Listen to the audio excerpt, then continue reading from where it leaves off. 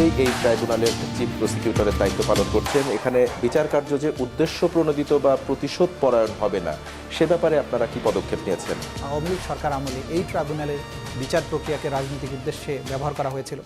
অনেক নির্দোষ মানুষকে ধরে এনে মিথ্যা সাক্ষ্য দিয়ে সাক্ষীকে অপহরণ করে অন্য সাক্ষীদের দিয়ে জোর করে মিথ্যা বলানোর মাধ্যমে এদেরকে ফাঁসি দেওয়া হয়েছিল। গোটা দুনিয়া এটা সমালোচনা করেছে, কিন্তু এটা সত্য যে ওই সময় তারা এটার অপব্যবহার করেছে। আগস্টের পরে আসলে দেশ স্বাধীন হয়েছে, স্বৈরাচার মুক্ত হয়েছে, সেই অর্থে কি আসলেই পুরোপুরি কি আমরা স্বৈরাচার মুক্ত হয়েছি কিনা বা স্বাধীন হয়েছি কিনা?